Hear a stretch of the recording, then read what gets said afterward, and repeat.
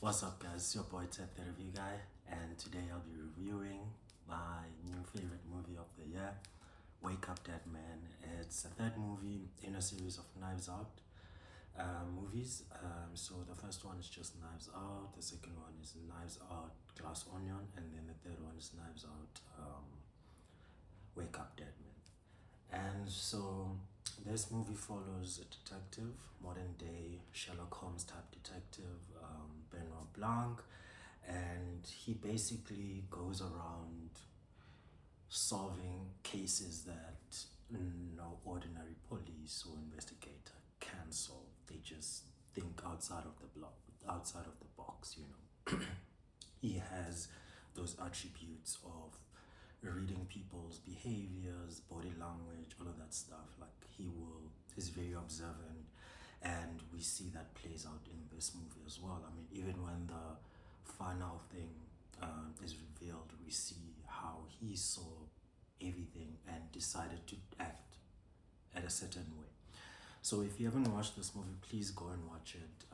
I would advise watching Knives Out first, watching Glass Onion. It's not about the story, it's just about understanding Benoit Blanc and how he does things. And I think those are just great movies, so I think you'll enjoy them either way if you love meta mysteries and all of that stuff.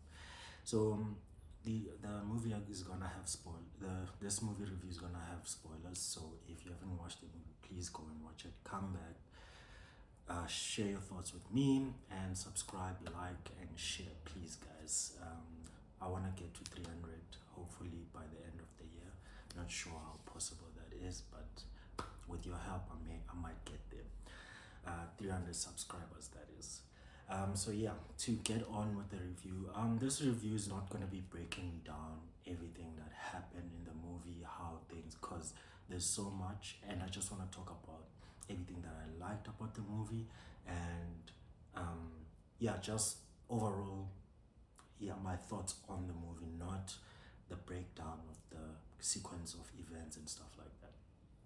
So we basically get introduced to a priest, a young priest who has a past.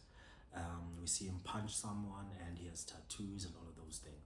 And he basically is trying to find his way and right his wrong. So we get told that, well, he tells us that he killed someone in a boxing ring, and we later found out it wasn't really a mistake. He was angry, he wanted vengeance, he was full of hate when he did this, when this happened. Not that he actually wanted to kill, but it wasn't also a mistake, basically.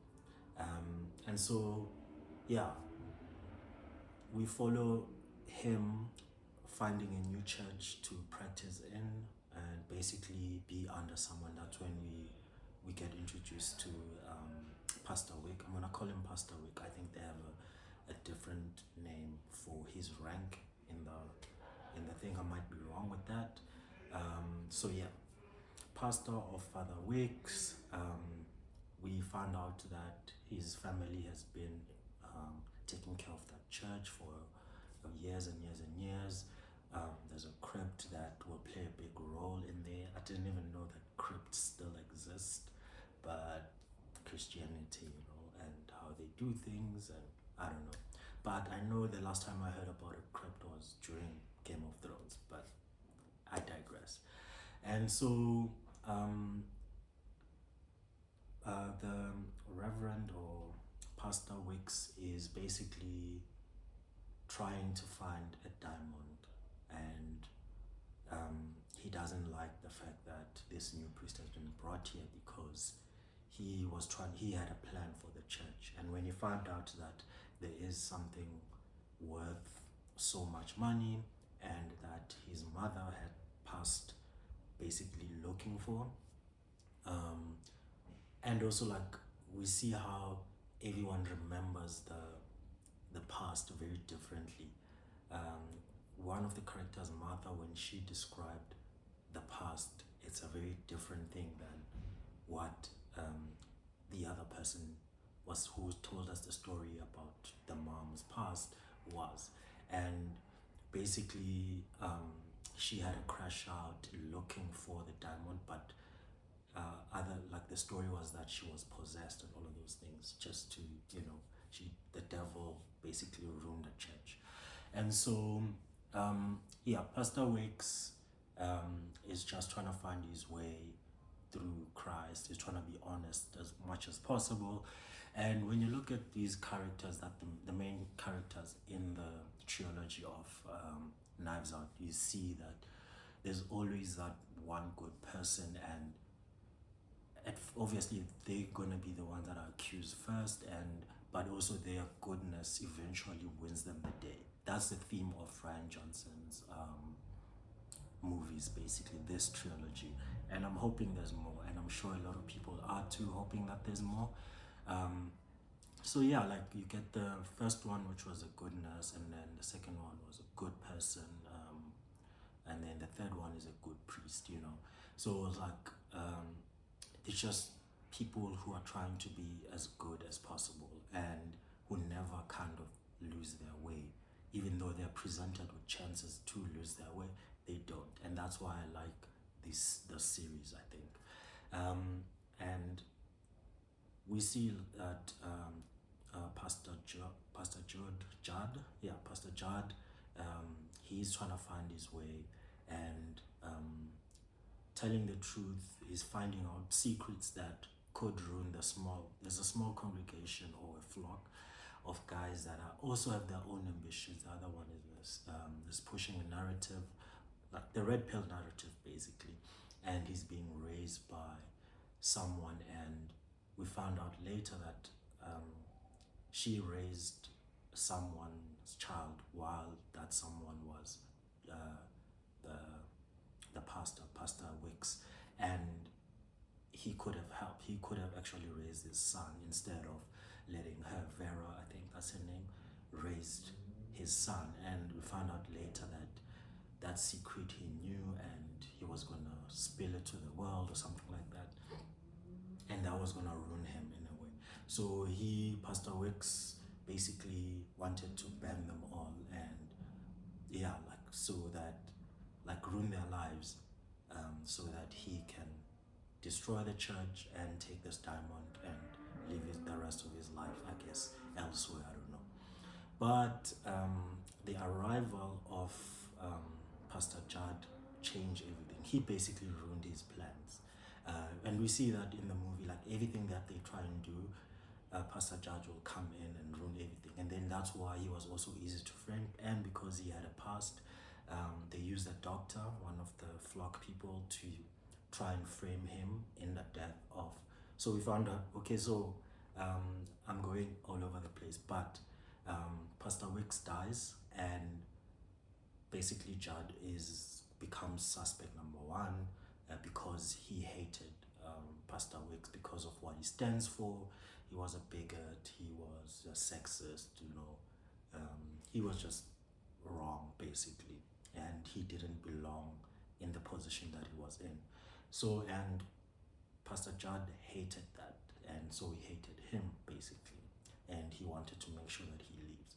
So when his words reached the world, everyone thought it was him who made sure that Pastor Wicks is dead, basically. Yes, some devices were used, all of that stuff. So I found out that actually it was Martha, one who has taken care of the church since the beginning, is the one that actually planned all of this to get rid of Pastor Wicks, because she pretended that she likes him, but she honestly didn't, and she was supposed to be the root of the church, you know. Basically, Wicks and Martha were supposed to be like, you know, the root, and we found out the only good person that was in the thing was Samson. Well, that's what Judd believed, but only to find out that he just did everything that Martha told him to do. And for me, yeah, he's a good person, but at the same time, for him to just follow whatever just because he loved someone, I don't know. Yeah, I guess only Judd didn't see that part of him, or Martha's version that would manipulate the love of Samson to do whatever, and then he ends up dying as well because of Martha, basically.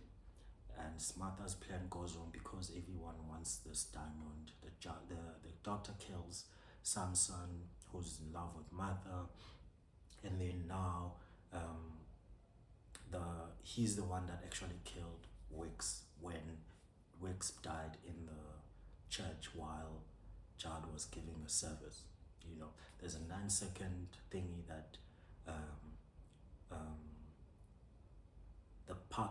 time passes of about 9 seconds where it seems like Judd did it during that time, but it turns out that the doctor did it when he told everyone to get help and all of those things, and then tried to hide the evidence with the toxin that he put in and all of those things. And so we found out later through Martha's confession, and then obviously the person who investigates, because it was an impossible crime, the person who investigates this crime is Benoit Blanc, and the relationship between Benoit Blanc is amazing, and he sees Judd as very innocent, and I like that he always sees the person who didn't do it. Like at first, like he's always right on the money when it comes to that. He just wants to find out the other pieces and then build a story together. And then when it came to the relationship between Judd and Benoit Blanc was just amazing. Chemistry, everything. And my second favorite scene of the year was when Judd had a call called someone, and this person needed to find out to know that they're not alone. That's one of my favorite scenes of the year, and everyone is talking about, because it changes the tone from all comedic and all that stuff, and just empathy, sympathy, and just making sure that everyone, the woman that he was on the phone with, feels good. It was just such a nice, a lovely scene. Like even myself, like I was busy enjoying everything else that was happening, but then when that scene happened, like my focus just came straight, and then I was like, yeah, I am in with Pastor Judd, and I am on his side. And so through this whodunit, like trying to reveal who did it, he kind of lost his ways, and through that phone call, he was brought back to who he truly was, what his aim was, his purpose in life, and I really enjoyed that, them showing that scene. And yeah, I just love the sequence of events, and then, obviously, he tried to confess on everything, but Benoit Blanc stopped him in the most hilarious way with the organ and all of that. That was hilarious, and he does that all the time. Even with the first movie and the second one, he did something like that to interrupt the wrong confession. So I really enjoy all of that stuff, even though I already knew like those things, but even now it still surprised me what he did. And so yeah, confession from Martha, Benoit Blanc making himself look like a fool because he realized who did it and the reason, and because of also the words that came from Judd, saying that if you basically tell the story yourself without being forced to, then it means something, and that's what Benoit Blanc ended up going with when it comes to the confession of Martha. And I love that he gets affected by someone's belief, even though he's not a believer, and I really appreciate that, because like people think you have to believe to understand a certain perspective of someone, and him doing that just gives you, like, you want to see more of Benoit Blanc solving these cases, affecting people's lives, going on and on and on and on and on, and can't wait to see more of these. So yeah, like I really enjoyed all of that coming together, and him leaving the diamond to Judd to do what's best for it. And you see that in the movie, he remains the pastor in that small town. He, like, even the people, like the son who, what is his name? lice or something like that. He wanted the diamond because his family has been looking for that diamond, his bloodline basically. So he still wants that diamond. He's gonna be checking on the pastor, wanting to see if he uses the money or becomes rich or something, because he wants that diamond, following his bloodline basically. So I love that they kept him pure, and yeah, I just love stories of characters that never break and stand their ground. So I really appreciated that. And this movie for me is a 9 out of 10. 9 out of 10. It just falls short behind Knives Out, because Knives Out, like, is just up there for me because of its first of its. Yeah, I think that's why. But I love Knives Out. Can watch it anytime, repeat so many times already. Yeah, so for me it's Knives Out, Wake Up Dead Man, and then Glass Onion. Glass Onion was fun with a lot of fun characters, but this one is just amazing, and Knives Out is just better. But yeah, thank you guys for watching. I hope you enjoyed my review. Tell me what you liked about the movie, and yeah, tell me what I didn't talk about, and yeah, let's discuss on the comment section. I'll see you in the next one. Peace.